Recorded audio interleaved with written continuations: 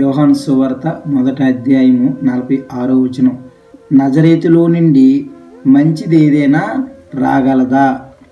ఫిలిప్పు తన స్నేహితుడైన నతనయేలుతో యేసుక్రీస్తు వారు ఈ లోకానికి వచ్చాడని, యేసుక్రీస్తు వారు ఈ లోకంలో పుట్టాడని, నశించు దాన్ని వెతుకు రక్షించుటకు ఈ లోకానికి వచ్చాడని సంతోషంతో మహా ఆనందంతో నతనయేలు దగ్గరికి వస్తే నతనయేలు అంటా ఉన్నాడు,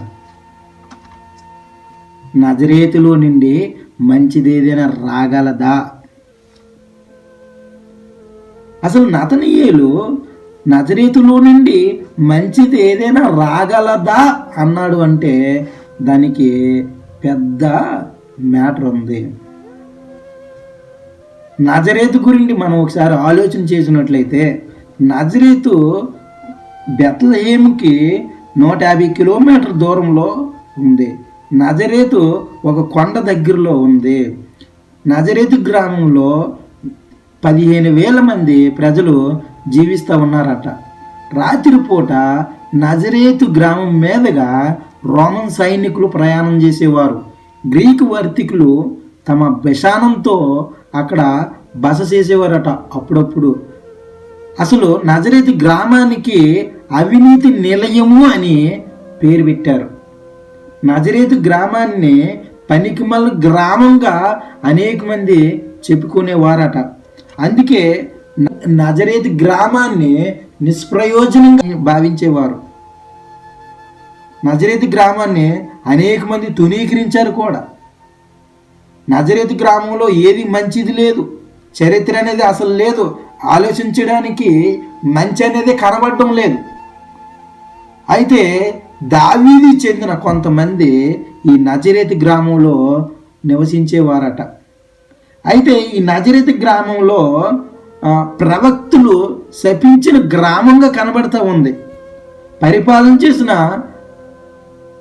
పరిపాలకులు కూడా ఈ గ్రామాన్ని తునీకరించినట్లుగా ఉంది. నజరేతు గ్రామానికి పరలోకపు దూత ఒక సందేశంతో వస్తూ ఉంది. యేసుక్రీస్తు ఈ లోకంలో పుట్టాడనే, యేసుక్రీస్తు వారు పరలోకము నుండి పశువు పాకలోడుకు వచ్చాడనే నజరేతు అనే గ్రామాన్ని చిన్న చూపు చూసినట్లుగా ఈరోజు మనల్ని, నన్ను చిన్న చూపు చూస్తూ ఉన్నారేమో, వేలం చేస్తూ ఉన్నారేమో.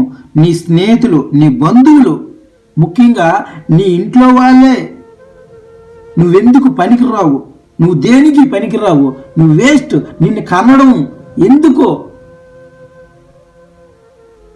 నువ్వు చచ్చిపో, ఈ లోకంలో ఉండడం వేస్ట్ అని చాలామంది అంటా ఉన్నారేమో.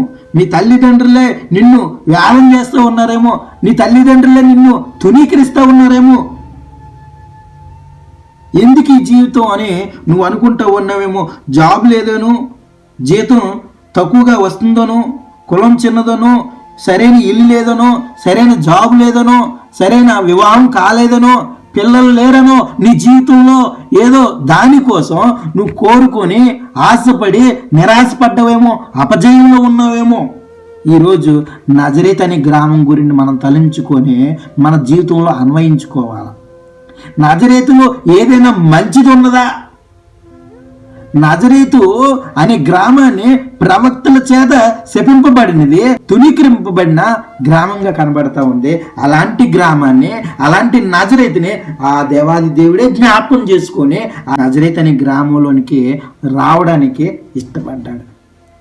ఈరోజు నజరేతు కంటే ఘోరంగా ఉన్నదేమో, నజరేతు కంటే ఘోరమైన పాపంగా, ఘోరమైన స్థితిలో నీ పరిస్థితి, మన పరిస్థితి ఉందేమో.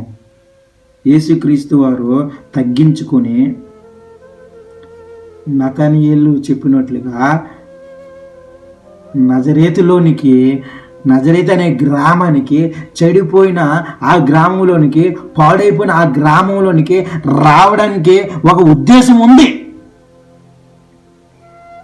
యేసుక్రీస్తు వారు తగ్గించుకొని తన మహిమను బయలుపరుస్తూ ఉన్నాడు.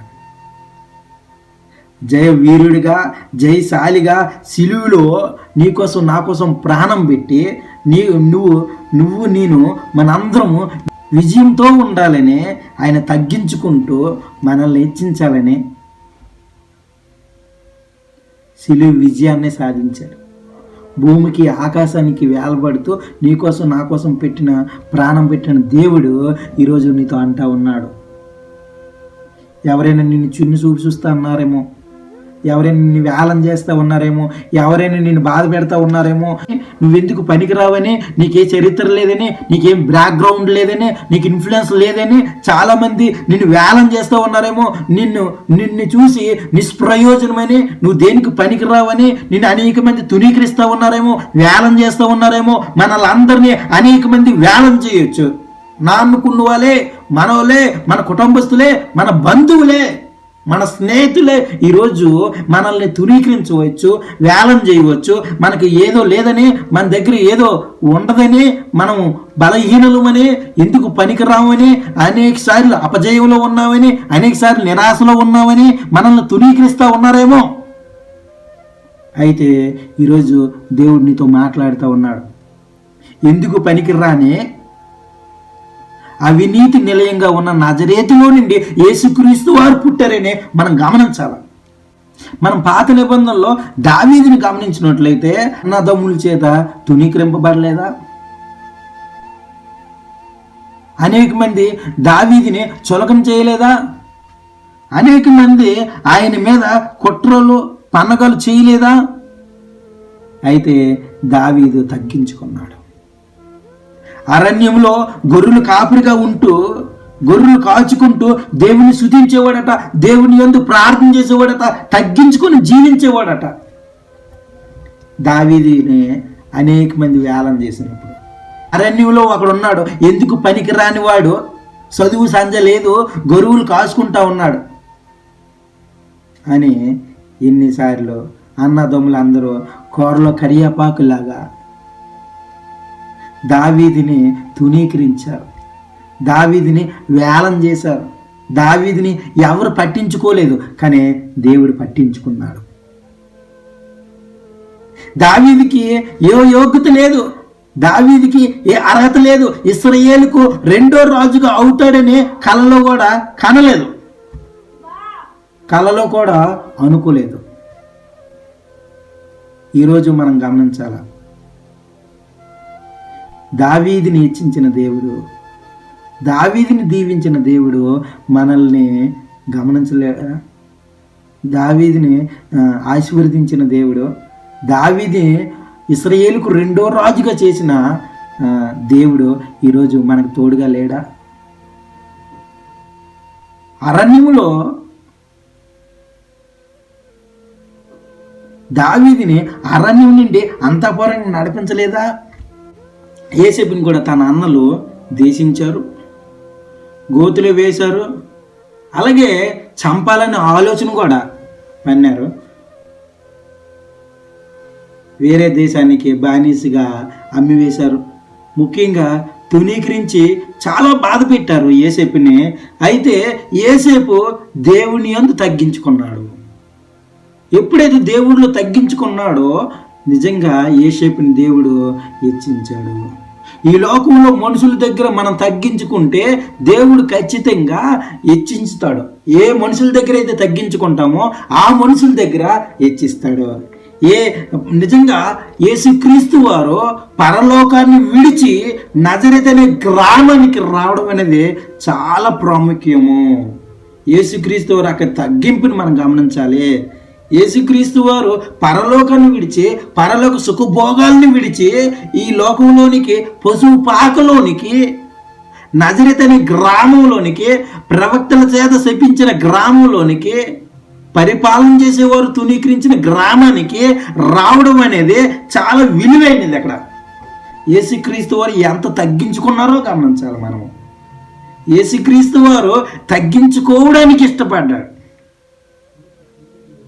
అందుకే దావీదు కూడా తన అన్నల చేత తునీకరింపబడినా సరే, తన సొంత తండ్రే ఎక్కడో ఉన్నాడు అనే అడ్రస్ చెప్పని విధంగా ఉన్నాడు. తనని జ్ఞాపకం చేసుకోలేని వాడిగా తన తండ్రి ఉన్నప్పటికీ కూడా నిజంగా దావీదు ఎప్పుడు బాధపడలే. దావీదు మనుషుల చేత బాధింపబడినా సరే, మనుషులు అందరూ తునీకరించినా సరే, అన్నీలు అందరూ ఒకటైపోయి తనను చంపాలనుకున్నా సరే తను తగ్గించుకున్నాడు, మనుషుల దగ్గర తగ్గించుకున్నాడు. దేవాది దేవుడు ఇశ్రాయేలు ప్రజలకి రెండో రాజుగా హెచ్చించాడు. యోసేపుని కూడా అదే రీతిగా ఆయన మనుషుల ఎదట ఐగుప్తు దేశంలో ప్రధానమంత్రిగా హెచ్చించాడు. ఎప్పుడైతే ఆయన తగ్గించుకొని ఆ బానిస దేశంలో తగ్గించుకొని ఎవరేమన్నా, ఎవరు ఎక్కడికి ఏ పనులు పంపించినా, ఎవరు ఎంత తునీకరించినా, ఎవరు నిందలు వేసినా, అవమానాలు చేసినా, ఏది చేసినా మనుషులు ఏదైనా తగ్గించుకున్నాడు. కాబట్టే ఏ మనుషులైతే తునీకరించారో, ఏ మనుషులైతే వేలం చేశారో, ఏ మనుషులైతే అపహాసం చేశారో ఆ మనుషులు ఎదటనే దేవాది దేవుడు యోసేపుని ఆ ఐగుప్తు దేశంలోనే ప్రధానమంత్రిగా హెచ్చించాడు. ఈరోజు నువ్వు నేను కూడా మనుషుల దగ్గర తగ్గించుకోవాలా? ఈరోజు నువ్వు నేను కూడా మనుషుల దగ్గర తగ్గించుకుంటే ఖచ్చితంగా దేవుడు హెచ్చిస్తాడు. అది వెంటనే జరగకపోవచ్చు, కానీ ఒక సమయం ఉంది. ఈరోజు అనేక మంది నిన్ను వేలం చేస్తూ ఉన్నారేమో, అనేక మంది చులకన చేస్తూ ఉన్నారేమో, ఎందుకు ఈ జీవితం అని నువ్వు అనుకుంటా ఉన్నావేమో.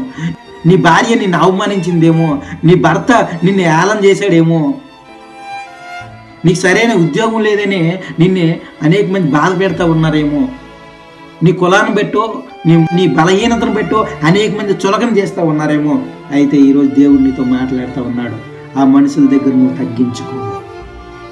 ఏ మనుషుల దగ్గర అయితే నువ్వు తగ్గించుకుంటావో ఆ మనుషుల దగ్గర నిన్ను హెచ్చించబోతా ఉన్నాడు. మారానుభవాన్ని మధురంగా మార్చిన దేవుడు, కన్నీటిని నాట్యంగా మార్చిన దేవుడు, ఈ దావీదుని ఇశ్రాయేలుకు రెండో రాజుగా మార్చిన దేవుడు, యోసేపుని ఐగుప్తులో ప్రధానమంత్రిగా మార్చిన దేవుడు ఈరోజు నీకు నాకు మనందరికీ తోడై ఉన్నాడు. ఇదే దేవుడు వాగ్దానం. మనుషులు ఎదట తగ్గించుకుంటే అదే మనుషులు ఎదట నిన్ను హెచ్చించడానికి సిద్ధంగా ఉన్నాడు. ఎందుకంటే ఏ మనుషులైతే నజరేతు అనే గ్రామాన్ని తునీకరించారో, ఏ రాజులైతే, ఏ పరిపాలన చేసేవారైతే ఏ నజరేతు అనే గ్రామాన్ని తునీకరించారో ఆ గ్రామంలోనే యేసుక్రీస్తు వారు పుట్టడానికి ఇష్టపడ్డాడు. ఈరోజు నీ జీవితంలో, నా జీవితంలో మంచి అనేది లేదేమో. నజరేతులాగా అనేక మంది తునీకరిస్తూ ఉన్నారేమో.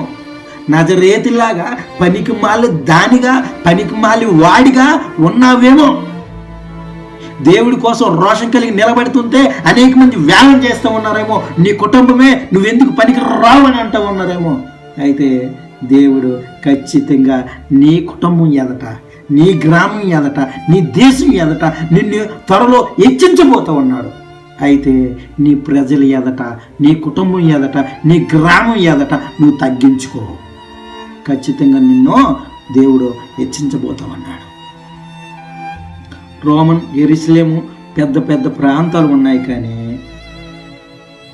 యేసుక్రీస్తు వారు చెడిపోయిన, పాడైపోయిన గ్రామంలో పుట్టడానికి ఇష్టపడుతూ ఉన్నాడు. ఈరోజు మనందరం చెడిపోయిన వారమే, మనందరం పాపంలో పుట్టిన వారమే.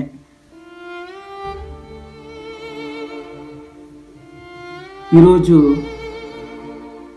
దేవాది దేవుడు నీతో నాతో మాట్లాడుతూ ఉన్నాడు. నిజంగా నన్ను కూడా నా కుటుంబస్తులే, నా గ్రామస్తులే, నా స్నేహితులే నన్ను తునీకరించారు. నిజంగా ఇప్పటికీ నన్ను తునీకరిస్తూనే ఉన్నారు. నేను చేస్తున్న పరిచర్యని తునీకరిస్తూ ఉన్నారు. కానీ దేవుడు అంటా ఉన్నాడు, నువ్వు తగ్గించుకో. ఏ మనుషులు ఎదటైతే తగ్గించుకుంటావో ఆ మనుషులు ఎదటే నిన్ను హెచ్చించడానికి నేను సిద్ధంగా ఉన్నానని దేవుడు స్పష్టంగా మాట్లాడుతూ ఉన్నాడు, తేటగా తెలియజేస్తూ ఉన్నాడు. ఈరోజు నాతో మాట్లాడిన దేవుడు ఈరోజు నీతో మాట్లాడుతూ ఉన్నాడు. నువ్వు ఏ విషయంలో కుంగిపోతూ ఉన్నావు, నువ్వు ఏ విషయంలో బాధపడతా ఉన్నావు, నిన్ను ఎవరు బాధ పెడతా ఉన్నారు? నీ కుటుంబస్తులు నిన్ను బాధ పెడతా ఉన్నారా? నీ స్నేహితులే నిన్ను వేలం చేస్తూ ఉన్నారా? నీ బంధువులే నిన్ను చూసి అపహాసం చేస్తూ ఉన్నారా? నీతో ఉన్నవారే నిన్ను తక్కువ చేసి వేలం చేస్తూ మాట్లాడుతూ ఉన్నారా? నీ అపజయాన్ని చూసి, నీ నిరాశను చూసి, నువ్వెందుకు పనికిరావని, ఇంకా నీ జీవితం వేస్ట్ అని అనేక మంది వేలం చేస్తూ ఉన్నారేమో. అయితే దేవుడు ఈరోజు అంటా ఉన్నాడు,